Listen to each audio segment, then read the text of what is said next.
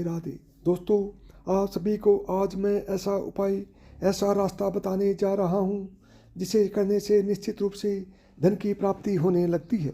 जीवन आज के दौर में अत्यधिक कठिन होता है। यहाँ पग पग पर धन की आवश्यकता रहती है। समाज में भी और पारिवारिक जीवन में भी, यहाँ तक कि संन्यास जीवन में भी धन की आवश्यकता रहती है। धन के बिना ना तो मठ आश्रम चल सकते हैं, ना ही प्रचार प्रसार हवन यज्ञ किए जा सकते हैं।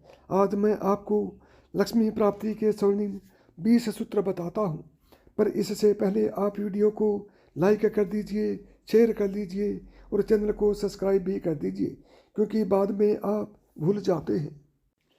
जीवन में सफल रहना है या लक्ष्मी को स्थापित करना है तो प्रत्येक दशा में सर्वप्रथम दरिद्रता विनाशक प्रयोग करना होगा। यह सत्य है कि लक्ष्मी धनदात्री है, वैभव प्रदायक है, लेकिन दरिद्रता जीवन की एक अलग स्थिति होती है। इस स्थिति का विनाश अलग ढंग से सर्वप्रथम करना होता है। लक्ष्मी का एक विशिष्ट स्वरूप है बीज लक्ष्मी। एक वृक्ष की ही भांति एक छोटे से बीज से सिमट जाता है लक्ष्मी का विशाल स्वरूप। बीज लक्ष्मी साधना में भी उतर आया है। भगवती महालक्ष्मी के पूर्ण स्वरूप के साथ साथ जीवन में उन्नति का रहस्य दक्षिण समुद्र तनैया है। समुद्र से उत्पत्ति है उनकी और समुद्र से प्राप्त विभिन्न रत्न साधन हैं उनके, चाहे वह दक्षिणवंती शंख हो, मोती शंख हो, गोमती चक्र हो, स्वर्ण पात्र हो, कुबेर पात्र हो आदि सभी उनके भातृत्व ही हैं। इनकी ग्रह में उपस्थित अहलावत करती है, लक्ष्मी को विवश कर देती हैं उन्हें ग्रह में स्थापित कर देने को। समुद्र मंथन में प्राप्त रतन लक्ष्मी का वर्ण यदि किसी ने किया तो वे साक्षात भगवान विष्णु के साथ उनके घर में वास करती है। पति की अनुपस्थिति में लक्ष्मी किसी भी ग्रह में झांकने तक की भी कल्पना नहीं करती और भगवान विष्णु की उपस्थिति का प्रतीक है शालिग्राम, अनंत महायंत्र एवं शंख। शालिग्राम एवं तुलसी का वृक्ष इनसे मिलकर बनता है। पूर्ण रूप से भगवान लक्ष्मी नारायण की उपस्थिति का वातावरण। लक्ष्मी का नाम कमला है, कमलवत उनकी आंखें हैं, उनका आसन भी कमल का ही है और सर्वाधिक प्रिय है। लक्ष्मी को पद कमल गट्टे की माला स्वयं धारण करना आधार और आसन देता है। लक्ष्मी को अपने शरीर में अपना प्रभाव समाहित करने के लिए लक्ष्मी की पूर्णता होती है। विघ्न विनाशक श्री गणपति की उपस्थिति से जो मंगल करता है और प्रत्येक साधना में प्रथम पूज्य भगवान गणपति के किसी भी विग्रह की स्थापना किए बिना लक्ष्मी की साधना तो ऐसी है जो कोई अपने धन भंडार में भरकर उसे खुला छोड़ दे। लक्ष्मी का वास वहीं संभव है जहाँ व्यक्ति सदैव सुरुचिपूर्ण वेशभूषा में रहे, स्वच्छ और पवित्र रहे तथा आंतरिक रूप से निर्मल हो। गंदे, मैले, असभ्य और बकवादी व्यक्तियों के जीवन में लक्ष्मी का वास संभव ही नहीं। लक्ष्मी का आगमन होता है जहाँ पौरुष हो, जहाँ उद्यम हो, जहाँ गतिशीलता हो। उद्यम व्यक्तित्व ही प्रतिरूप होता है भगवान श्री नारायण का, जो प्रत्येक क्षण गतिशील है, पालन में संलग्न है। ऐसे ही व्यक्तियों के जीवन में लक्ष्मी गृह लक्ष्मी बनकर संतान, लक्ष्मी बनकर आयु, यश, श्री कई कई रूपों में प्रकट होती है। जो साधक गृहस्थ हैं उन्हें अपने जीवन में हवन को महत्वपूर्ण स्थान देना चाहिए और प्रत्येक माह कमल गट्टे का बीज और शुद्ध ग्रहद के द्वारा आहुति प्रदान करना फलदायक होता है।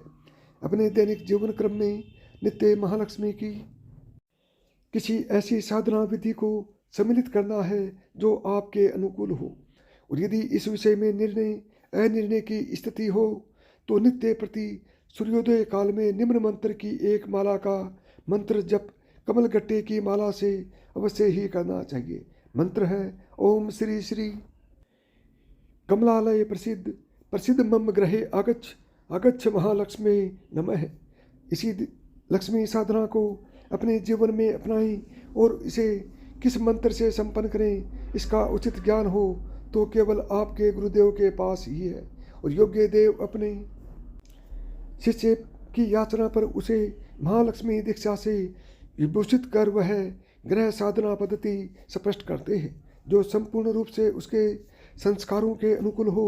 अनुभव से यह ज्ञान हुआ कि बड़े बड़े अनुष्ठानों की अपेक्षा यदि छोटी छोटी साधनाएं, मंत्र, जप और प्राण प्रतिष्ठा आयुक्त यंत्र स्थापित किए जाएं तो जीवन में अनुकूलता तीव्रता से आती है और इसमें हानि की भी कोई संभावना नहीं होती। जीवन में नित्य महान लक्ष्मी के चिंतन, मनन और ध्यान के साथ साथ यंत्रों की स्थापना भी केवल महत्वपूर्ण ही नहीं आवश्यक है। श्री यंत्र, कनकधारा यंत्र और कुबेर यंत्र, इन तीनों के समन्वय से एक पूर्ण क्रम स्थापित होता है। जब कई छोटे छोटे प्रयोग और साधनाएं सफल ना हो रही हों तब भी लक्ष्मी की साधना बार बार अवश्य ही करनी चाहिए और निर्मित प्रत्येक विग्रह अपने आप में सौभाग्य युक्त होता है, चाहे वह पारद महालक्ष्मी हो या पारद शंख अथवा पारद श्री यंत्र, पारद शिवलिंग और पारद गणपति भी अपने आप में लक्ष्मी तत्व समाहित किए होते हैं। जीवन में जब भी अवसर मिले तब एक बार भगवती महालक्ष्मी के शक्तिमय स्वरूप कमला महाविद्या की साधना अवश्य ही करनी चाहिए, जिससे जीवन में धन के साथ साथ पूर्ण मानसिक शांति और श्री का आगमन संभव हो सके। धन का अभाव चिंताजनक स्थिति में पहुंच जाए और लेन देन के तानों और उल्हानों से जीना मुश्किल हो जाता है, तब श्री विद्या महाविद्या साधना करना ही एकमात्र उपाय शेष रह जाता है। जब सभी प्रयोग असफल हो जाएं, तब अघोर विधि से लक्ष्मी प्राप्ति का उपाय ही अंतिम मार्ग शेष रह जाता है। लेकिन इस विषय में एक निश्चित क्रम अपनाना पड़ता है।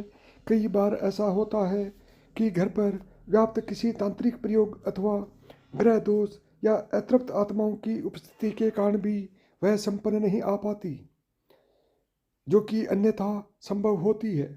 ऐसी स्थिति को समझकर प्रेतात्मा शांति करना ही बुद्धिमता है।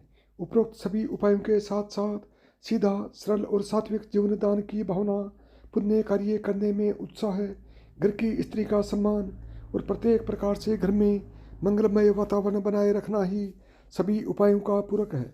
अगर इसके अभाव में भी यदि लक्ष्मी का आगमन भी हो जाता है तो स्थायित्व संदिग्ध रह जाता है।